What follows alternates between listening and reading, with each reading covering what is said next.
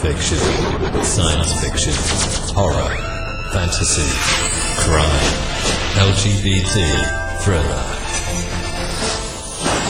You have now entered the House of Mystery with your hosts, Eric Shapiro, David North Martino, John Copenhaver, and Al Warren. Heard on KCAA 106.5 FM Los Angeles, 102.3 FM Riverside, and 105.0 AM Palm Springs. Welcome back into the House of Mystery. We are at the interview part of the show. Joining me today is author Marshall Thornton. Thank you for being here. Thank you for having me. Marshall, so you've written quite a few books here. I've been looking over your resume here. What got you into writing? Like so much? Like this isn't just like a biography. This is a collection. Wow. That's a complicated question. I've been writing since I was a kid, and I've always written. And, you know, I have, I guess, over 30 books at this point, and part of that is that I've been making a living at it. So when you make a living as an indie author, you have to write a lot of books. Yeah, I guess you'd have to get a lot out there and to keep the momentum going too, right? Yes. The way that publicity works for someone at my level is you have to hit your audience frequently so that they don't forget you. And once they're there, you can take a little bit more time. But the more books you have, the more exposure you get. Right. Now, it looks like you write in primarily, you've got two mystery series. And so you're doing series of books. When you do a series like that, like you've got the Boystown Mysteries and the Pinx Video. So when you take a series like Boystown Mysteries, what are you telling a long-term story about the same group of people, or is it a completely different story with each book? I'm telling a long-term story with individual stories. Each book has its own mystery, but then you have the characters and the stories of their lives. I went to film school at UCLA, and so I have a lot of background in film and television. And so when I write a book series, it's similar to a television series in the sense that each book is contained, but then there's an overall arc to the series. That's interesting. So you have the same characters kind of going through different things with each book, you might say. Yes. So now, with these characters, where do they come from for you? Like, how do you decide? Like, I always find this fascinating because I'm writing true crime. I do that side of it. So I don't get to choose my characters. So you do. So when you create these characters, do you get the ideas from people you know, family, someone you see in a shopping mall or a coffee shop? How does that come to you? Well, they come in different ways. Obviously, it is a lot of observation and things. The Boystown books are set in the 80s, and so I did use a lot of experiences that I had during that period and a lot of people I knew. When I started writing the Pinx series, which is set in the 90s, part of what I did there was I wanted to set it apart from the other series. So in a lot of ways, the main character is opposite the main character in Boystown. So that was an interesting way to start thinking of a character, is to do different things with him. Yeah. How do you develop someone like that? So you have a character in a book, and as they go through different experiences, how do you decide how they're going to react or act? Is there something, is it just feel? I find that interesting. Actually, some of it is how I feel about other things I've read. I mean, I'm of course a big reader and a big mystery reader, and certainly when you write a long series, and the Boystown series has 13 books and 2 prequels, and by the end of it, I think of the character as having PTSD because he's experienced all of these things. A lot of times, the bigger mystery series, the characters seem Teflon and they don't really react to what they've experienced, and that always bothers me. So I really kind of dig in and think about, well, this is what he's gone through in the last few years of his life. How would you really react to that? What would you really do? So. And so do you have an underlying story you're trying to tell? Like there would be the basic mystery and what's going on in the story, but is there something else you want people to get? Well, both series have AIDS stories in them. And I think it's, so much happened in the 80s to people that seems important to collect. And so, the main character, Nick Nowak, has friends who have the virus and experiences things because of that. And then, I don't want to give too much away, but it's also quite involved in the Pinx books, which are set in the early 90s in California. So, capturing those experiences seems really important to me. So the AIDS epidemic, so that was kind of do you compare that to kind of COVID today? Well, yeah. I mean, I sort of look at it back in the 80s. Reagan pretty much ignored it, didn't want to talk about it, and avoided it as much as he could. And I kind of get the same feeling with Trump. It's not like a virus of just homosexuals. So, Trump has a different agenda, but in general, he's pretty much avoided the COVID and not wanted to talk about it unless he has to. I know that in my own experience that I am relying on my experience of AIDS in the sense of, you look at the odds, you calculate them, you just have to make decisions about what you're willing to risk, and I learned, not to push people. People, if they're concerned, if they don't want to do things, then you respect that. You accept what their limitations are, and then and certainly everyone has a right to make their own choices, but to a degree, you do have to protect people, and you do have to accept what their risk level is. Do you think the stigma's kind of has it gotten better for someone with AIDS today than it was 20 years ago? Yes, absolutely. There's a lot more available. There's a lot less fear. There's less stigma. And there's a lot more hope than there was. I mean, if you think about AIDS in 1990 and 1992, I mean, it was assumed to be a death sentence, and you were going to die in a few years.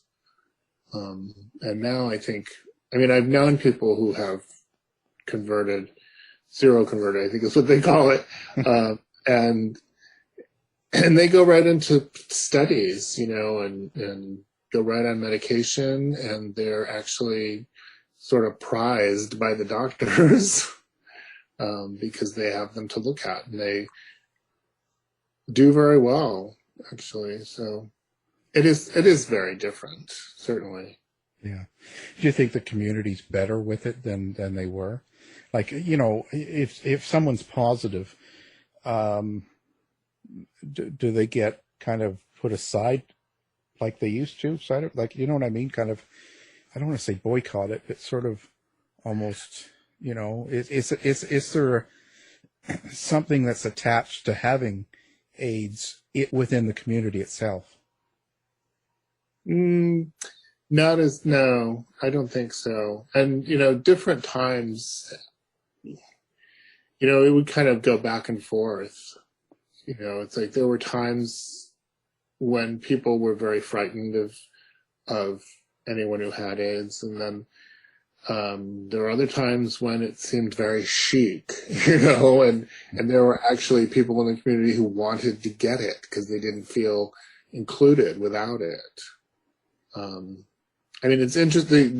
The gay community is interesting in the sense that there's always people at both ends of the spectrum. It's strange how people are sometimes. Pardon me? It's really strange how people are about things sometimes.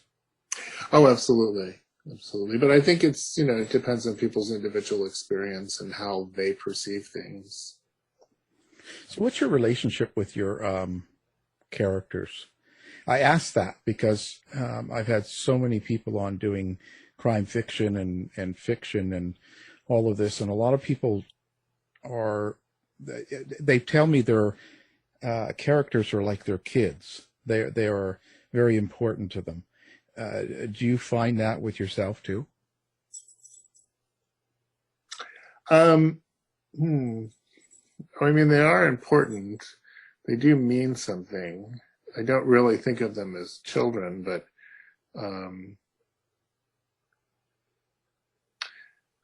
I like to think they matter. They're kind of like, I guess I would view them more as avatars. They're pieces of me that I send out into the world to hopefully do good. Well, that's interesting. That's good. So let's talk about mystery. So were you influenced by old time mystery radio or old time mystery books? Like where do you draw your kind of your thriller side from?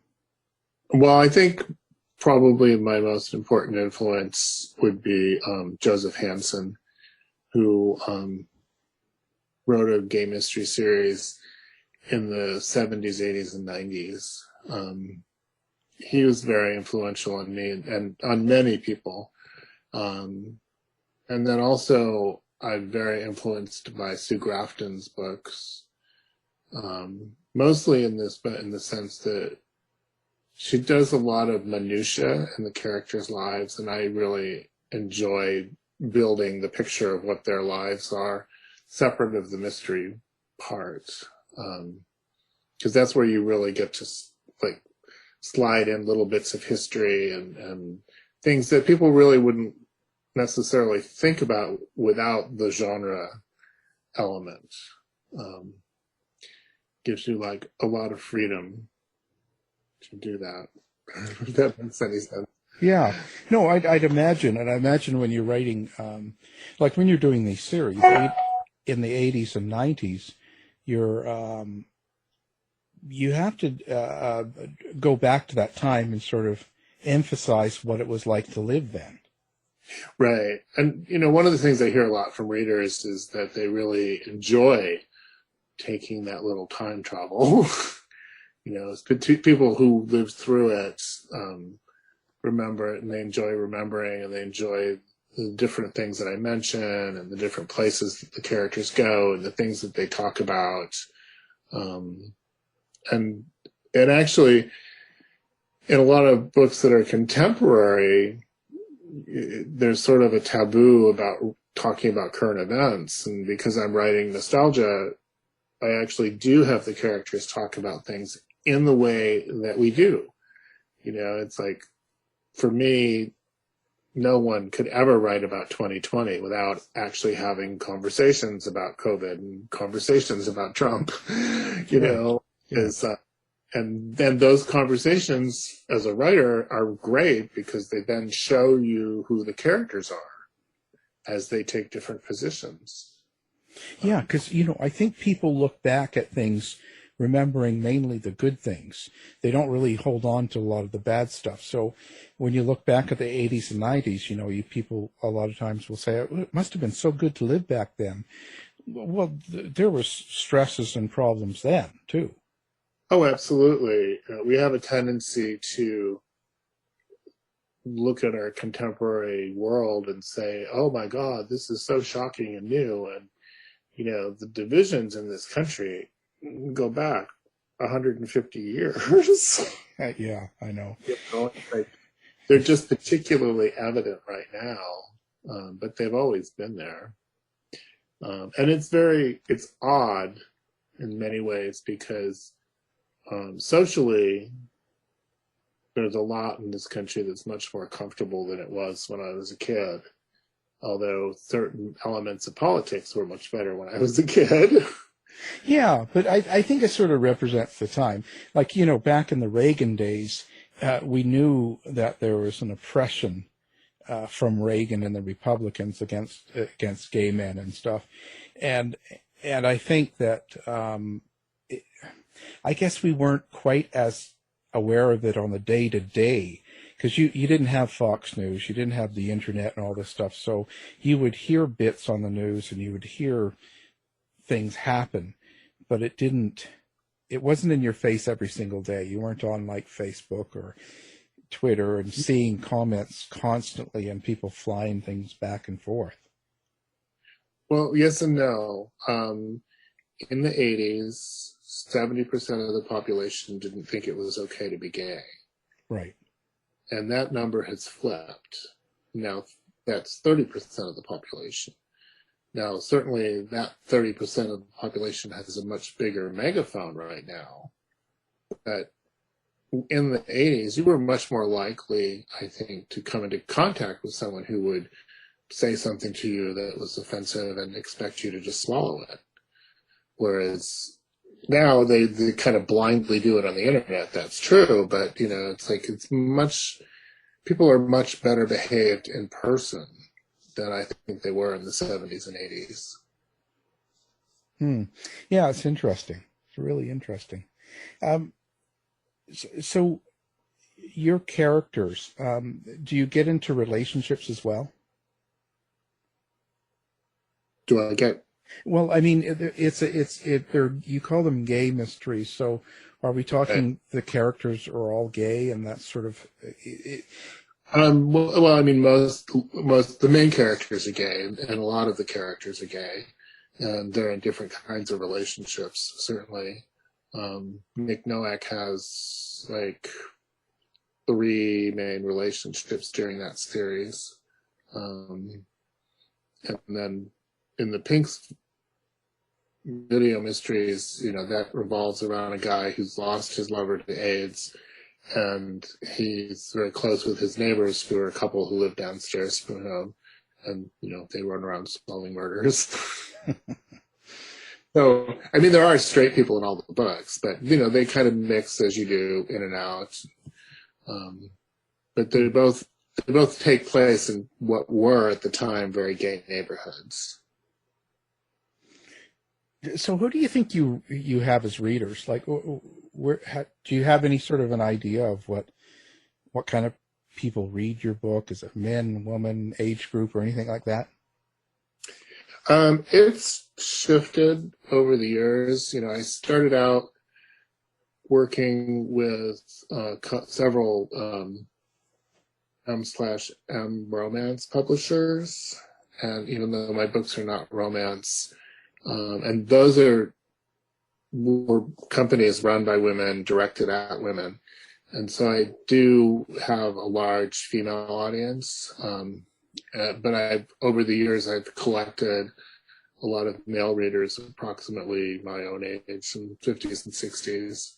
And, you know, I would say a lot of my female readers are older too. And some of that is that readers tend to skew older. I mean, I know young people read, but not quite in the numbers. So why do you think so many females?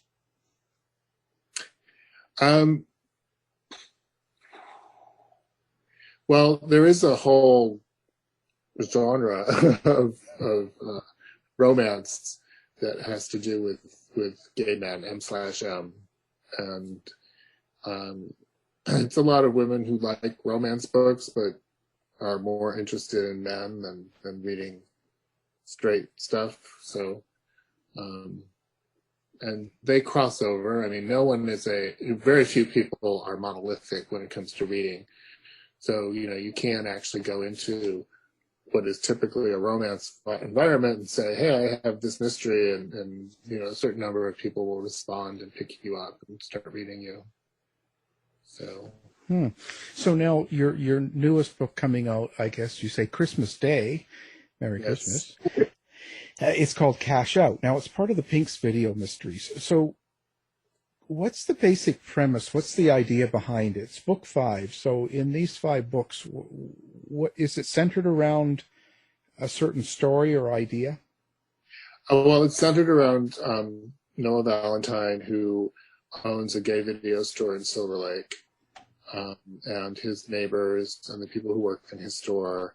And his mother, who lives in Michigan, she comes out for the 3rd book. And then in Cash Out, he and his friends are going to Vegas for his mother's wedding. So this one actually takes place on the road. And of course, bad things happen. They always do. Well, I'm just interested. So is it like a murder mystery? All of these are centered around a murder? Yeah, the Pinx books are really they're cozies with a few liberties that I've taken. Usually a cozy is not set in a larger town, but because I'm focusing on a gay neighborhood, it's a little bit insular. And a group of particular friends, they definitely qualify and they're amateur detectives, and it's kind of that end of the mystery spectrum. Whereas the Boystown books are much more gritty, kind of noirish books. Mm-hmm. So when you go to write, how long does it take you to do a book, roughly? Once I get going, 10 or 12 weeks, which sounds really fast. When I went to film school, I studied screenwriting, and we had to write a script every 10 weeks. So I learned to write fast. And so if someone is brand new and they're interested in writing like you do and getting into it, what would you give them for advice? Well, I think I'd start by asking questions. What are they interested in? What kind of things, what books do they like? I think a great piece of advice, and I don't remember who said this originally, but, you do need to write books that you'd like to read, because you spend a lot of time reading your own work as you develop it. So, you can't just write something because you think it's commercial. You have to write what you like and what you want to read. That's a starting point, certainly. It's really interesting. Do you have do you ever get writer's block? That sort of story, or a feeling where you're frustrated and you can't seem to write?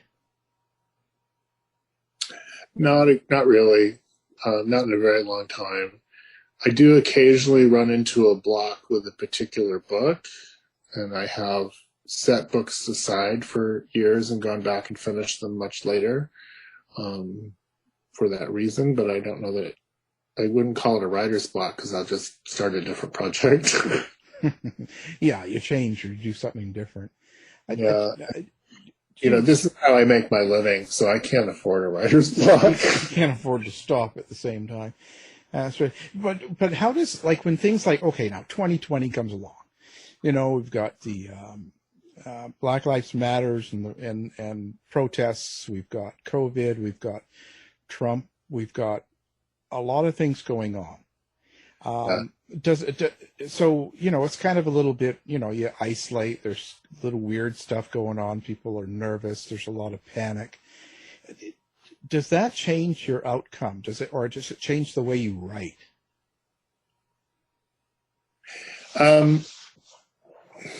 Like, and I mean this in a sense of, okay, so you got all these dark things going on in the outside world, and if you turn on the TV, it's, you know, it's pretty negative. Yeah. You know, anywhere you go. So do you get kind of in a darker form? It does have an effect, you know. I mean, certainly when I was younger, it would be hard to write during periods of stress. Now I can have the ability to kind of hide in my work. And certainly I was trying to work on something lighter, and then I just decided, nah, I need to work on something dark right now. I've done that. Although honestly, then this is a slight change of subject, but when you were just describing 2020, I was like, God, I wish I was going to live to be like 95, because this is someday going to be a wonderful period for someone to set stories in and pick up all of this great nostalgia. You know, because it's so much to work with, you know, as a writer. It's like, oh my God, this is really going to be such a distinctive period to recall. It will sound almost unbelievable to people in 30 years. Oh my God, absolutely. Right? It's a lot of the stuff that comes out, and when it gets written about, people are going to go, oh, how would they do that? That doesn't sound right. You know what I mean? That's going to be a common I hope thing. it doesn't disappear, because if you think about it, the pandemics and things that we experienced in 1919 and in that part of the 20th century, they're not written about very much. You know, suddenly we're seeing all of these historical pictures of people in masks, and, you know, it's like, oh my God, that was very real. People lived with this, and we don't have that literature to rely on. It just didn't get written about very much. Whereas, you know, we have a ton of literature about World War I and World War II, you know, which were, of course, very important, but fewer people died. Right, right. So we don't really have, you know, we didn't lay down for ourselves the blueprint on how to deal with this. Yeah, it's kind of unusual. It's strange how and what people write about, and what gets reproduced over the years, because maybe there were things that just weren't kept. Well, that could be true. Yeah, absolutely. Yeah, it's kind of a weird thing. I always find it interesting. What do you think of if you were to go back in time, like, what do you like mysteries and murder stories from the 60s, let's say, as compared to now? There's quite a difference in the style of writing. Do you think the style was better back then, or a better form, better written? And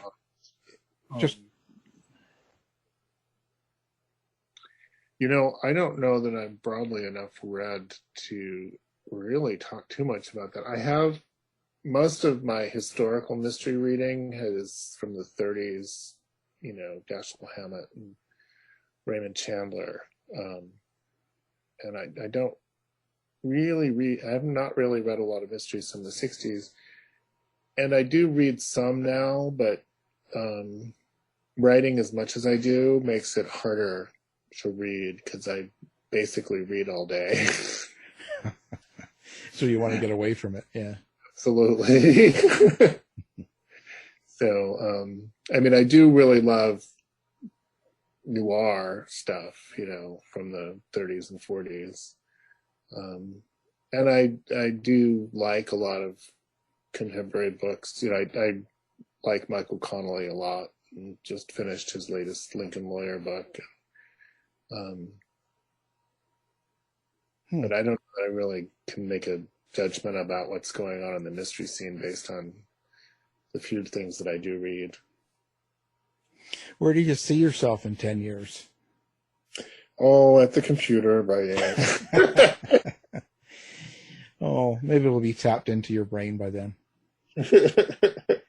Well, I mean, are you just going to keep writing mysteries, or do you think you'll reach out and kind of go into other areas? I have written some kind of romantic comedy books. You when I was in film school, I would go back and forth between rom-com and thrillers, and I do often do that. So I have a couple of different books that I've written. I've written a ghost book. I've written a book called Femme, which is about gender expression, and they're comedic little books that people like. So, and I've written a time travel book, which actually kind of comes from my enjoyment of nostalgia and history. Do you have like a paranormal side too, or something like that? I don't go too much further than ghosts. Yeah, I mean, I thought about, there is a whole paranormal mystery genre, which I've read books like that and enjoyed them, but I don't know that I haven't really wanted to do one yet. So, Interesting world. Wow. So do you have a website, or do you have a place that you like people to go, one place to find you and find out all your stuff? I do have a website, which is marshallthorntonauthor.com, and I'm on Facebook, and actually very accessible that way as well. So, well, a lot of people are, it seems like, nowadays. Yeah, I mean, and I have a little author group on there and stuff. So, and I have a mailing list that you can access on my website. I'd let people know about sales and things like that, books coming out. Well, that's great. That's great. So what are your outside influences? Do you have any? Influences beyond writing? Yeah, beyond writing. Outside of writing. You mean like things that I like? Yeah. I like cooking and gardening and movies and all the good stuff. Yeah. I've actually been very into gardening. I'm in the process of hopefully building a house soon. And I'm looking forward. So it would be the first time I've ever lived in a house that I owned. I have lived in apartments that I owned, but this is the first time I have my own backyard. Well, that's good. It gets tiring, all the maintenance. Well, yeah, it is actually not a very large backyard. So yeah. So it's all great for the first while, but the novelty wears off a little bit when you have to keep on trimming and cutting and all that stuff. But yeah, well, I'm actually not planning a lawn. I'm planning a more natural look, and I'm in northern Michigan, and so a lot of people up here do natural gardens and stuff to help support, the bees and the butterflies and everything that come through here. And not a big fan of big lawns and having to take care of them. Yeah.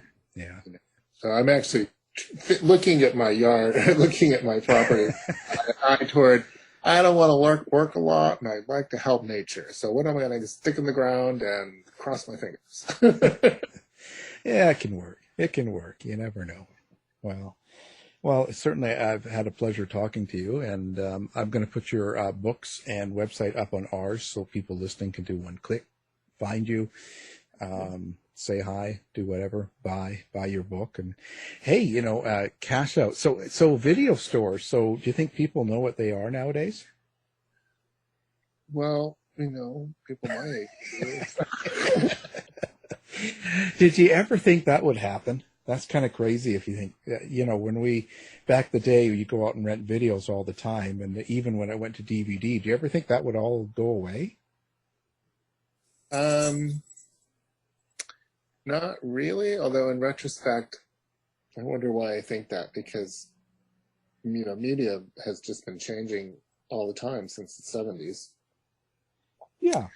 So, I mean, I guess at this point, everything's streaming, and it's hard to imagine how it's going to change from that, but maybe it will. Yeah, things just move on. I just didn't, I didn't really, you expect things to change, but I didn't foresee going into the whole streaming and all this stuff, because that people that make movies and do all that want to make money, right? So Right. And it all just becomes cheaper and cheaper. Yeah. So it's a problem. certainly, Hollywood, where I worked for more than a decade, it's a mature business, and it's hard for them to try to figure out how to make money, because they don't have, when you have a new business like Google, they're figuring out how to make money, and they find all these different ways to do it. And whereas like a mature business like the movie industry, it's hard to shift, and it's hard to expand at the rate that the financial world wants you to. Yeah. Do you like the publishing world, the way it's gone, the way it's, Amazon, and then now there's a lot of other options out there. So do you like the way that publishing's gone? Yes and no. It's, there's a lot more opportunity for indies. Most of my stuff now is mostly self-published because publishers don't want what I write. They don't want gay fiction. They don't want gay mystery. They've decided that, their model, the publishing model, has shifted to the same model that film studios use, which is they just want big blockbusters. They don't really want to. They don't want to make money on a lot of little books. They want, just a couple big ones, and they're happy with that. And so they really, they've dropped whole genres that they just have no interest in anymore. And so that's challenging. But at the same time, if you're writing one of those genres, it's not that difficult to step in and say, oh, I'm just going to do it myself and keep all the money.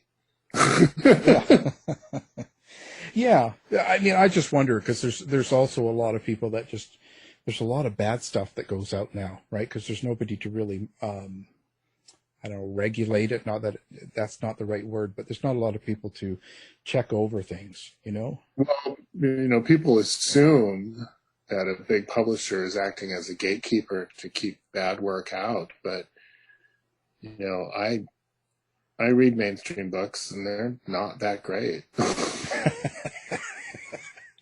Yeah, I know. I think what it is that they're crossing over now. I think that they have their low end and high end, and I think self-publishing does as well. Yeah, I mean, certainly if you're going to self-publish, you really have to, have a good editor, which I'm lucky enough to have, and you have to be able to come up with decent covers, and you have to have people proof your work for you, and you have to recognize that people are going to hold you to a higher standard than they do Macmillan, because they're out to get you. How does that? That's interesting. How do you feel about critics? How do you feel about the access that so many people have, and they can write things about you? Well, I would tell a new writer not to go to Goodreads until you have at least 1,000 reviews. Yeah. Once you have a number of good reviews, then it becomes a lot easier to look at somebody and say, whatever, who's being critical. And, it's also important to look at how they're being critical. Going back to my education again, it's like, our primary class was to read each other's work and sit around and criticize it. And so occasionally people in reviews will say something constructive. And, I actually listen to that. But so I've learned, you look at certain reviews and it's like, oh, this person's just mad. Right, yeah. But at other times it's like, well, this is, okay, that's a fair criticism. Yeah. You have to also remember that it's like, you can't take the bad reviews very seriously, and you cannot take the really great reviews that seriously. You kind of have to look in the middle. Yeah. You kind of have to, you have to do it grounded. I mean, you can't write something for everyone, right? Like, not everyone's going to like you. No, you can't. Although, it's also, though, sometimes it's really valuable to read reviews because you get surprised. I once had this straight guy wrote me a letter because he'd gotten one of my books for free on Goodreads without even knowing what it was. And he wrote me a letter about how he started reading the book and just really was interested in it and surprised and at the same time connected with it. You know, it's like he saw the commonality of experience, but he also thought differently about things because he saw, oh, well, that actually makes sense. You know, it's like, this is how people are different and this is how people are the same. And he was able to really enjoy the book. So that was actually, you know, things like that happen all the time. And it's one of the things that makes looking at things like reviews worth it, but not until you've got enough. Yeah, because it can really depress you, right? It could really throw you. It's not unusual for a new writer to start out, and there's enough people out there that are like wanting to get in your way that you'll have 5 bad reviews, and that's all you'll have for a while. Yeah, and you don't want it to throw you. You want to keep focused on what you're doing rather than absolutely, you know, some petty review. The answer to most questions for writers is write another book. Keep moving. Yeah, it's like people say, well, you know, what do you do for promotion? Write another book. What do you do if the book doesn't work out? Write another book. Well, there you go. It's all good, you know. You keep moving, you know, and it works out. Well, it's been a pleasure. Again, we've been talking to Marshall Thornton and talking about his mysteries and his new book's coming out on Christmas Day. Cash Out. Thank you for being on the show. Thank you for having me. To find out more about our show, guests, or to listen to past shows from our archive, please go to www.houseofmysteryradio.com. Show's over for now. Was it as good for you as it was for me? Well, good night. This has been a production of Something Weird Media. I'll be back.